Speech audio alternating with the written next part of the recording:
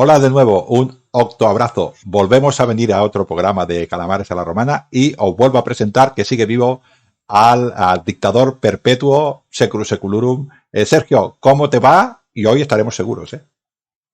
Oye, me va perfecto pues porque me vuelvo a traer aquí otra vez a mi médico particular de la familia, a Publio Sertorio Níger, o sea, ese gran médico que nos acompaña, que ya ha estado con nosotros, que vino aquel día a hablarnos sobre el Capsari, o los Capsari en este caso, en plural. El Capsarius, el médico o el paramédico que servía en las legiones y que estaba en primera línea de combate.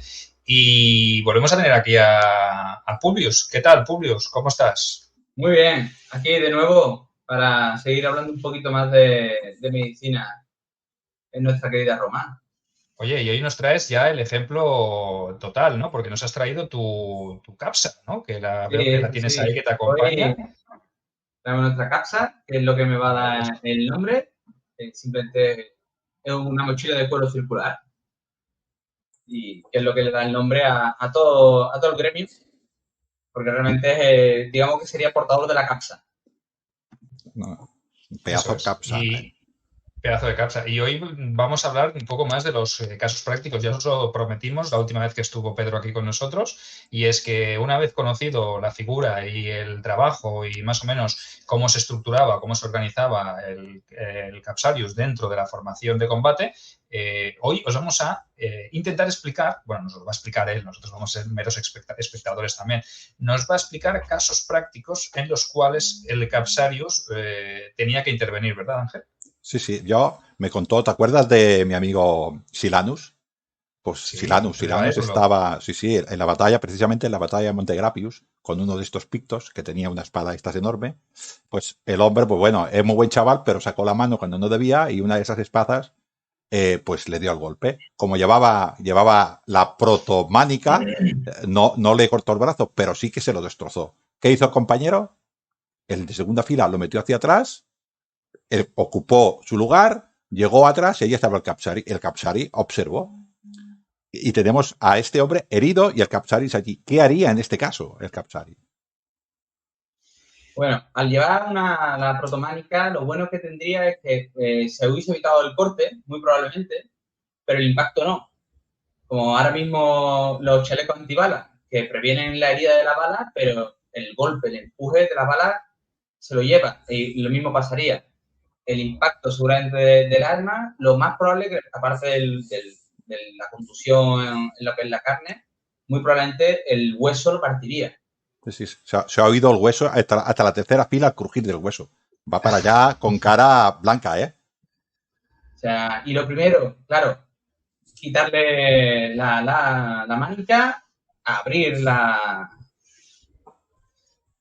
ropa y ver el brazo, comprobar que la piel está intacta, en este caso, ver qué ha pasado, ver si hay una deformidad o no, porque claro, si el hueso se rompe, pues hay dos opciones. O el hueso se queda en su sitio, roto pero en su sitio, que lo veríamos porque la movilidad del brazo habría una articulación donde no toca, pero bueno, el brazo estaría bien. Ahora, imaginen si hay un momento de esa fractura, veríamos una deformidad y claro, ahí ya veríamos. Tendríamos que ver, por ejemplo, si la mano ha perdido riego o no, sanguíneo, porque entonces sí que podríamos tener un problema serio si la mano estuviese blanca, porque significa que la misma fractura le ha cortado el riego sanguíneo. A ver si lo Entonces ahí entiendo. Pedro, para un poquitín, para lo más importante siempre, siempre, siempre para el Capsari cuando le viene un herido es la sangre. sí, porque no hay que olvidar que el sangrado, una hemorragia que se puede dar muy rápidamente, es la muerte más rápida que le va a producir al soldado en el campo de batalla. De la infección, en el campo de batalla de una infección no se muere. Se morirá 2 o 3 días después. Pero el campo de batalla es una pérdida por un sangrado. Entonces, lo primero es evitar los sangrados. Controlar el sangrado. Una vez que tienes controlado el sangrado, ya es comprobar, oye, el soldado se puede reincorporar a la lucha o hay que trasladarlo. Puede caminar, necesita una camilla o necesita un carruaje, un carromato que va a trasladarlo. Ya depende de la gravedad. En este caso, seguramente con el brazo roto, veríamos, podemos recolocarlo rápido, que sería con un tirón y recolocar los huesos, y lo entablillaríamos. Pues tendríamos dentro de nuestra casa, tendríamos diferentes cañas que con unas pequeñas perforaciones para poder unirlas con cordel de lino, y lo que haríamos sería colocarlas una a cada lado e inmovilizar el brazo, inmoviliza el foco de la fractura, digamos, y ya, oye, ¿puede caminar? Sí, pues acompañado del esclavo pertinente hacia atrás, hacia el valetudinaria, ya sea el de campaña o el de o el del castra, para ya ser atendido, porque no hay que olvidar que ese brazo hay que revisarlo bien, mirarlo bien, que hay que inmovilizarlo como toca para que el callo de fractura se forme bien y ese brazo vuelva a su anatomía. Así que el Capsarius, en este caso, tendría suficiente formación médica para hacerle, dijéramos, coserle una vena o una arteria a este herido, ¿no? Esto, quiero decir, sin nada parecido a la anestesia moderna. Claro, no. Además, el primer problema que tendríamos, que sí que es verdad que tenemos medicación para conseguir una analgesia y controlar ese dolor, pero no tenemos tiempo para que haga efecto. Entonces, claro, yo podría tener medicación. Lo que podríamos hacer, por ejemplo, es, si tuviéramos la suerte de tener comprimidos de belladona o de mandrágora que existirían con la hoja seca machacada y aceite, se hacían comprimidos con las actuales pastillas de analgésicas. Sí que podríamos darle, pero con la idea de que se le vaya aliviando el dolor. Pero en el momento no. O sea, con mucho un palo con cuerda y apretar los dientes. Claro, es que eso es muy importante, ¿no? Que estamos hablando que nosotros vivimos en una sociedad moderna donde antes de cualquier intervención quirúrgica o de cualquier cura, muchas veces te tienen que anestesiar o bien la zona con anestesia local o una general para una intervención más complicada. Pero es que, a ver, no nos olvidemos que estamos en el Imperio Romano o en la República Romana, ¿no? Entonces, en ese momento, como tú bien dices, los preparados medicinales de plantas tardaban su tiempo en hacer efecto. Entonces, y realmente su eficacia no es tan inmediata ni tan grande como puede ser porque a lo mejor controlando la dosis, eso que te hablábamos en el programa anterior, a lo mejor le metes una dosis más elevada y lo que puede ser un analgésico se convierte en un veneno, ¿no? Claro, no tenía un control exacto. Y luego, en caso de que el legionario perdiese la conciencia, tampoco teníamos la certeza de que se fuese a despertar. Él vive en esa incertidumbre con la analgesia y la anestesia. Entonces, Además, sí que podría morir directamente del shock del dolor, ¿no? Sí. Y no sabríamos. Sí, moriría de un shock álgico y no se recuperaría. Pasamos al segundo caso, a un caso diferente, o un caso con un legionario sin nombre, un legionario cualquiera que sirve en cualquier frontera y en cualquier unidad. Un legionario que recibe una herida más fea que la de Silanus, que Silanus, los dioses lo tengan a buen recaudo porque tuvo la fortuna de que un buen Capsarius lo atendió y que cuando llegó detrás al valetudinaria pues ya estaba prácticamente casi recuperado, que podía haber vuelto, ¿no? Ángel, que era el Silanus este, parece que un poco cuentista. Jugaba a las tabas como loco el tío. Decía, ay, que me duele, pero si estás jugando a las tabas, calamar. Exacto, o sea que para una cosa sí, para otra no. Bueno, la cuestión es que este segundo caso es un legionario que combate en primera línea y que de repente recibe una herida en el abdomen, una herida fea, una espada que entra y sale. ¿Vale? Entonces, el grito de terror es, bueno, lo escuchan no en la quinta, sino en la quinta centuria que hay por detrás. O sea, imaginaos, ¿no? Del golpe terrible.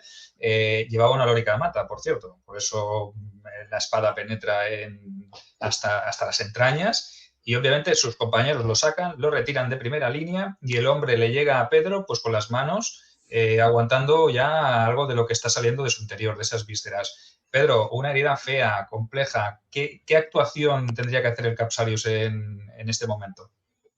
Pues mira, lo primero quita la lórica y levantar ese uniforme y ver si realmente las vísceras están fuera o no. Si Fortuna ha ido con nuestro legionario, las tripas estarán en su sitio y lo que haríamos sería cerrar bien y mandarlo a nuestro veterinaria para que un médico quirurgo ya revisase esa herida con mayor profundidad para confirmar si hay algún tipo de lesión interna. Si no, y las tripas sí que se han salido, aquí ya tendríamos que intentar mantener la humedad propia de las tripas que lo que haríamos sería con una tela húmeda, con agua y un poco de aceite, y las cubriríamos, porque sí que es verdad que el aire afectaría mucho a nuestras vísceras y hay que evitar que se resequen, que les afecten. Entonces lo taparíamos, mantendríamos esa humedad e igualmente un vendaje para que no saliesen más tripas y con mucha más urgencia a las manos del quirúrgo. Porque aquí ya tendríamos un mayor problema porque tenemos tripas fuera, expuestas. Nuestro legionario ha llegado, vivo, aún. Lo pondríamos en nuestra mesa de operaciones. Y aquí ya tiene la suerte de que ya estamos en un hospital de campaña. Ya tenemos material, tenemos medicación, tenemos preparados ya, listos, nuestro vino aguado con mandrágora, con belladona, con unas preparados. También iría mucho, depende de donde estuviésemos en campaña, porque trabajaríamos con la planta medicinal que tenemos disponible. Y a ese legionario le daríamos una primera infusión de vino con la medicación para conseguir aliviar algo más su dolor y su molestia. Lo tendríamos bien sujeto e incluso con las piernas un poco elevadas para aliviar la tensión en el abdomen, para que podamos trabajar más fácilmente. Lo siguiente, una vez que ya tendremos bien destapado el abdomen, vemos si hay algún tipo de suciedad, la limpiaremos con agua, incluso daríamos con una primera capa de vinagre como antiséptico y ya ampliaríamos esa herida si fuese necesario, porque no hay que olvidar que nosotros necesitamos acceder bien a las vísceras para explorarla. Entonces, con nuestro escalpelo, si tuviésemos que ampliar nuestra incisión, lo haríamos, o incluso si la incisión por algún motivo no está bien recta, pues la ampliaríamos. Nuestro ayudante con sus manos separaría ambos lados del abdomen para poder acceder a las tripas. Ya tendríamos bien expuestas nuestras vísceras. Y empezaríamos con una exploración visual tanto del intestino delgado primero, que lo tendríamos allí enrollado e iríamos desenrollando nuestros bucles, revisando que no esté ningún tipo de herida. Si por desgracia tiene alguna herida en el intestino delgado, mal futuro le viene a nuestro legionario porque la infección es muy difícil de controlar. La septicemia, casi seguro, porque ya el contenido es muy líquido y limpiarlo en la cavidad abdominal es muy complicado. Si tiene suerte, el intestino delgado sale intacto, mantenemos que tenga la movilidad propia y una buena coloración rosácea, porque sí que es verdad que si hubiese palidez, lividez o negrura por una necrosis, estaríamos en el mismo problema, no tendríamos nada que hacer. Luego seguiríamos por el intestino grueso, que es el que continúa al delgado, y lo revisaríamos. Igualmente, la misma función, revisar que no hay ninguna herida. Pero aquí sí que tenemos la posibilidad de que si nos encontramos con una pequeña herida, podríamos suturarla, porque sí que hay supervivencia después de una sutura de intestino grueso. No es muy alta, pero sí que sobrevive. También es porque el contenido es mucho más duro, mucho más denso, más grumoso y sí que lo podemos retirar del abdomen si hubiese salido. Estos sobreviven porque falta la parte más importante de cualquier curación, que es el incienso a Igea y a Ipione para el dolor y a Panacea para la prevención de la posible infección que pudiera haber. O sea, ahí está realmente la salvación. Lo del médico solo es una ayuda, ¿no?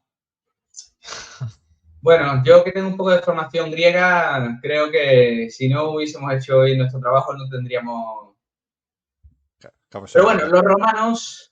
Sí, ¿Cómo sí, es? sí. ¿Cómo es? Se nota que él no ha tenido que usar nunca un medicus ni ha sido atendido por un capsarius. Si no, seguramente si le hubiesen salvado la vida como a Silanus, lo valoraría desde otra perspectiva. Yo le pongo incienso a Teleforo y este es el que me salva. El médico griego le echa una ayudita al dios. Ponte el incienso en el intestino delgado o en el intestino grueso a ver si te lo cura. Ponlo las manos rápido. Pero bueno, quitamos males aparte, ya tenemos solventado ese problema. Lo siguiente es el epiplón. El epiplón es una capa de grasa que está por encima de los intestinos y simplemente es una capa protectora. Que igual, tendríamos que revisar que no haya palidez, una lividez, una negrura. Lo bueno es que en este caso, si existiese, porque tiene mucho vaso sanguíneo y si cortásemos una arteria, todo lo que irriga esa arteria se muere. Con nuestra tijera, sin miedo, como un corta y pega, lo quitaríamos, iríamos suturando los vasos para que no sangre y se colocaría sobre los intestinos.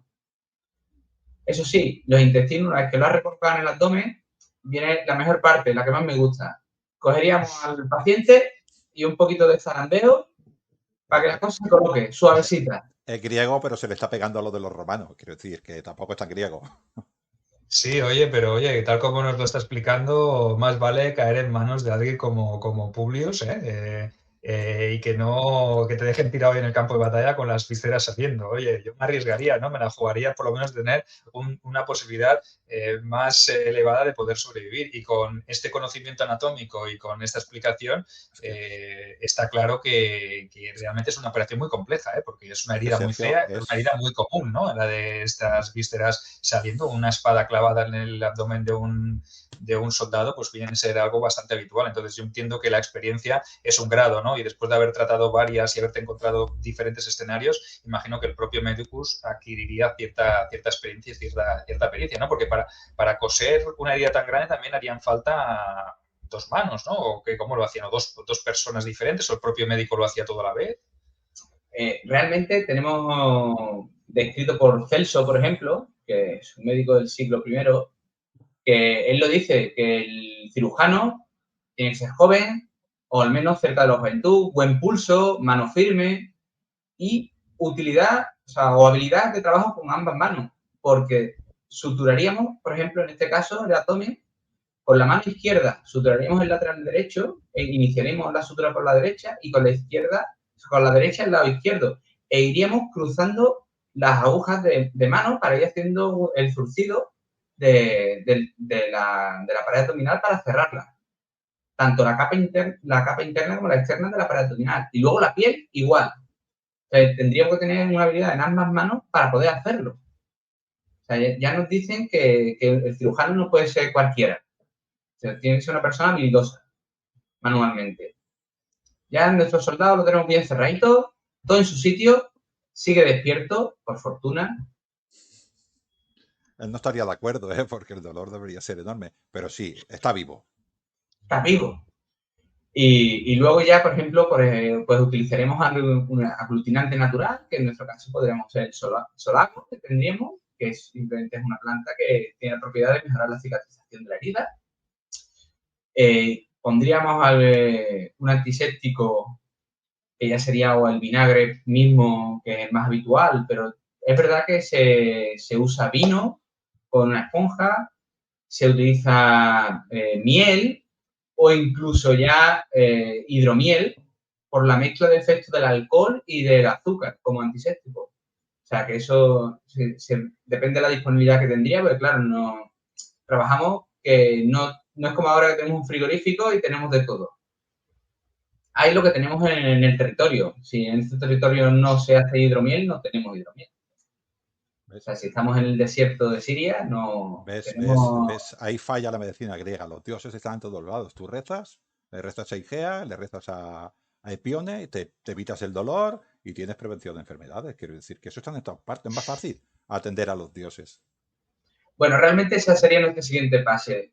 Una vez que ya el soldado se ha recuperado y está vivo en su habitación, dentro del Valetudinaria, sí que es verdad que se recomendaría que fuesen al templo, que incluso en el mismo Valetudinaria estaría un templo dedicado a los diferentes dioses sanadores, a que hagan una petición para la recuperación.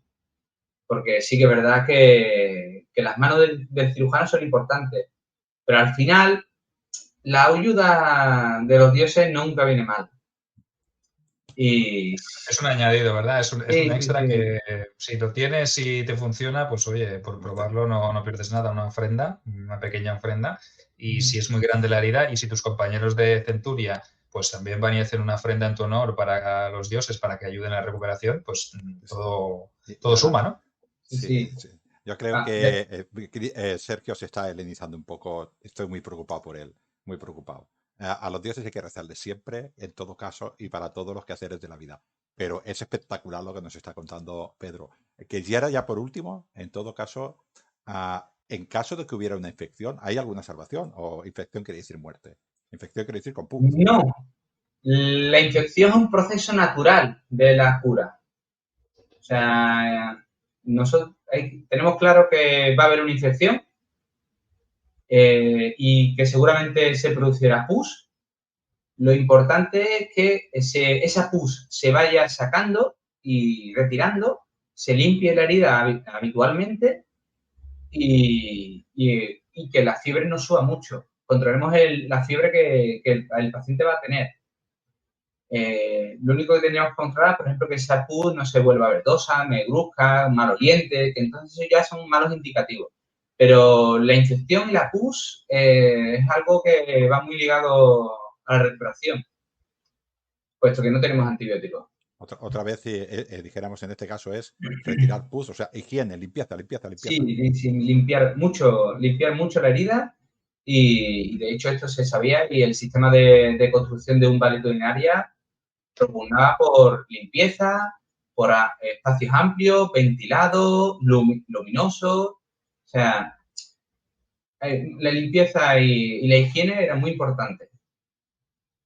Algo que en aquel momento no era característico, pero que los romanos siempre potenciaron en todos los ámbitos, pero sobre todo en el ámbito hospitalario, en el ámbito sanitario, yo pienso que es esencial, ¿no? Igual que llevar ese material que llevabas tú en la capsa, pues renovado constantemente, porque después de atender a varios heridos, obviamente también te venían la infección que podía llevar la propia herida de un arma oxidada o de un arma que tuviera suciedad o que tuviera cualquier cosa, era muy importante para que no aparecieran estas infecciones, que tú pudieras limpiar. De ahí el uso, como has dicho antes, de todos los antisépticos, de todo ese material de desinfección que también la herida y también el instrumental, ¿no? Porque también es importante trabajar con un instrumental que esté bien limpio. Antes, me acuerdo que decías en el primer programa, no sé si en el primero o en este lo has dicho, el tema de que si el legionario tenía que tener bien limpia su armadura, su lórica, el capsarius en este caso tenía que tener bien limpia e higienizada sus herramientas de trabajo. En este caso,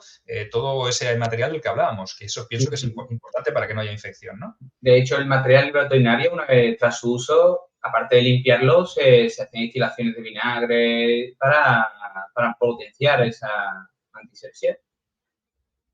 Y aunque realmente aquí entramos en bendiciones. Realmente no es que pensasen en la antisepsia como tal instrumental, sino que era una petición a los dioses sanadores de que el madre instrumental fuese eficaz, eficiente y se hacía un baño en vinagre que realmente al final tenía un efecto antiséptico por las propiedades del vinagre. No, por la voluntad de los dioses, ¿no? A ver, que aquí somos romanos. O sea, este griego... Todo era involuntario entonces, pero al final acababan acertando. En cualquier caso, no buscaban desinfectar con una voluntad o con un fin de que no produciera infección, sino que era un ritual de limpieza y de higiene para los dioses, ¿no? Sí. Horror. Yo le ofrezco a los dioses vinagre en mi instrumental y consigo más éxito. Yo no se lo ofrezco, consigo menos éxito. Pues evidentemente el dios quiere vinagre. Es la lógica aplastante de nuestra época. Por eso. Los dioses quieren vinagre, dicho, ¿eh? Bueno, la construcción de Esculapio, de su templo en la isla Tiberina y demás, no es más que un ejemplo práctico de esto. Sí. Es decir, no hay un problema. O sea, petición a Esculapio de que ayude a curar una peste, y en lo que es el tiempo de ir y volver, hacen lo que es la de rebaño. ¿Rebaño? Inmunidad. La inmunidad de rebaño se cura y evidentemente ha sido porque Esculapio ha intercedido ante los dioses para que... Eso es evidente para un romano, ¿no? Pero es cierto que esto es todo esto ellos lo interpretaban así porque los romanos todo lo interpretaban por la voluntad de los dioses, ¿no? Pero independientemente que yo soy un poco de la broma y siempre hacemos lo mismo, ¿no? Con los romanos y los griegos, estas pequeñas bromas, lo que has explicado, Pedro, es espectacular. O sea, esta calidad de servicio médico que tenían los soldados romanos era espectacular. Eso te podría bajar las bajas mucho. Quizás una persona con el estómago abierto tendría menos posibilidades y eso es una herida seria. pero personas con cortes en las manos, con cortes en las piernas, el poder suturar esa herida, les salvan la vida y probablemente estas personas podrían volver otra vez al campo de batalla, ¿no? Estos Sí, se morían desangrados en cualquier otro tiempo. sí. De hecho, un mal corte en un muslo, que sería una herida más que habitual en un campo de batalla, si secciona la arteria femoral, es cuestión de minutos la muerte. Y esos minutos es el tiempo de sacarlo y hacer un torniquete. Que eso es No algo sé, que lo tenían no muy sé por mano. si tienes por ahí algún tipo de instrumental que quieras enseñarnos. No sé si tendrás un extractor de flechas por ahí o qué, porque me parece muy... No, No, ostras, es que me parece bueno, la algunas figura cositas sí del... tenemos. Venga, va, enséñanos algo antes de despedir el programa. Y nuestra capsa,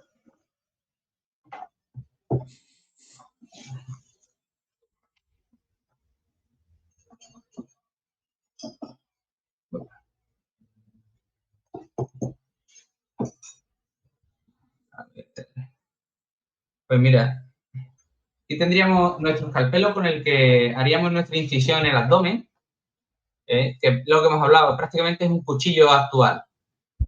Y este sería un bisturí normal, para una intervención habitual de una herida. Que es una cosa muy importante que se ha visto en el instrumental romano, es la doble utilidad. O sea, nosotros esta punta, que sería prácticamente, que ahora mismo sería un mango, en nuestra época realmente nosotros haríamos la incisión y en caso de tener que drenarlo, lo utilizaríamos para drenar un acceso, por ejemplo, o un contenido, o explorar una cavidad. O sea, el instrumental le daríamos el uso completo, tanto por una punta como por la otra. Pero bueno, por ejemplo, si tuviésemos que tirar algún tipo de tumorcillo en la oreja o nasal, que por ejemplo utilizaríamos ya este tipo de bisturí, que es un bisturí más pequeño, y veríamos de nuevo la doble utilidad, con un mango mucho más estrecho para cavidades mucho más pequeñas. Y es algo maravilloso, que el instrumental que podríamos llegar a usar. Y en el caso de que tengamos una vena sangrando, pues tendríamos nuestras agujas, que como hablamos, mira, en mi caso son de bronce, pero que podrían haber sido de hueso o hierro perfectamente. Con nuestro ojal y tendríamos nuestra crin de caballo para hacer nuestras suturas. Aunque igualmente se podría usar lino, por ejemplo, o lana cruda, depende lo que vayas a suturar. Por ejemplo, un abdomen o la piel utilizarías un hilo mucho más grosero que para un vaso sanguíneo donde la sutura es más fina. Espectacular, ¿eh? Piensa que incluso, Sergio, como la cantidad de cosas que podemos llevar es limitada, le vamos a dar un doble uso. Sí, Esto sí, es sí. eficiencia Claro. absoluta. Sí, incluso nuestras pinzas, que como hablamos en el primer programa, no diferían mucho de las que podría tener una Natrix para un tratamiento capilar. O sea, es una pinza que nosotros actualmente sabemos que es de uso médico o que tiene una habilidad médica porque la hemos encontrado en la tumba de un médico, donde la inscripción pone que es médico. Pero realmente no habría mucha diferencia de la que podría usarse en cualquier otro servicio. O incluso que simplemente es un explorador de cavidades o incluso para hacer algún tipo de sección en una zona más estrecha, más profunda. E igual tendríamos una punta de oliva más redondeada, por lo mismo para estudiar una cavidad o para explorarla, y una punta estrecha y fina, y siempre un doble uso. ¿Qué es lo que nos primaríamos? Es el que tenemos poco espacio y poco tiempo. Entonces, todo, cuanto más usos tenga, mucho mejor. Y ya, por ejemplo, como hablamos antes, en nuestro caso que tuviésemos que tener una cauterización de un vaso en una amputación, pues en este caso usaríamos nuestro cauterio, que sería este instrumental, con su mango de madera, y esta punta sería la que tendríamos en fuego candente, y lo que haríamos sería comprimirlo sobre la zona para producir esa cauterización y evitar ese sangrado de ese vaso. Es espectacular. O sea, esta caja es espectacular. Por eso le he dicho que la sacara, porque me parece que para nuestros videoyentes todo lo que hemos explicado, ponerles luego una imagen y una explicación más visual, acompaña. ¿Qué más tienes por aquí para mostrarnos? Pues una cosa que no es tanto instrumental, pero la utilidad es vital para nosotros. Por ejemplo, es una esponja marina con la cual lo que haríamos sería limpiar las heridas, instilar el vinagre, el aceite que usásemos y tendríamos nuestro pequeño departamento, nuestra bolsa de lino para tenerlo todo separado del instrumental, porque no olvidar que el uso que le vamos a dar a este no es el mismo que el instrumental. Entonces, tendríamos todo nuestro separado. Igual que nuestras vendas, porque es muy importante que si tenemos que hacer cualquier tipo de vendaje, tenemos siempre vendas preparadas y listas para su uso, que en este caso son vendas de lino, pero que igualmente podríamos ser de algodón. Y el tamaño, pues normalmente es evidente, tendríamos vendas de acuerdo al uso que le vamos a dar. No vas a usar una venda de 10-15 centímetros para un dedo. O sea, tendríamos vendas adaptadas a nuestras necesidades. Entonces, todo este material, lo que hablábamos, ¿no? Había gente, esclavos, que se encargaban de reponerlo, porque esto se agota Claro, rápidamente. En línea de batalla, con una o dos atenciones, quizá ya te has quedado sin el material, ¿no? Sin Entonces, vendas, también te tienen que ir trayendo todo el material, agua, como hemos dicho antes, todo el vinagre, todos los antisépticos posibles, porque eso te cabía en la propia capsa o eso tenía que llevarlo aparte. Claro. El vino, el odre con el agua y todo esto iba aparte, ¿no? Imagino. No, o sea, lo podría llevar en la misma capsa. Claro, todo depende del tamaño de la capsa, pero en la misma capsa tendrías que llevarlo todo, porque no podrías esperar que te trajesen lo que sí. Tu cuerpo de esclavos llevaría quizá los odres o material de repuesto. Pero uno llevaría ya unas cantidades ya para poder actuar en el momento. Porque realmente muchas veces una herida es abrir, echar agua y ver la herida. Oye, está controlado, bien. Es que pero no. Yo estoy viendo complejísimo, pero espectacular. Sí, al esclavo que lleva el herido, estoy viendo que vuelve con vinagre y con agua. Siempre todo lo que haya Claro. con vendas. O sea, ir reponiendo. Porque lo que lleva el herido, el capsari ya no lo lleva. Con lo cual, es increíble, ¿eh? Increíble, Sergio. Yo me quedo alucinado.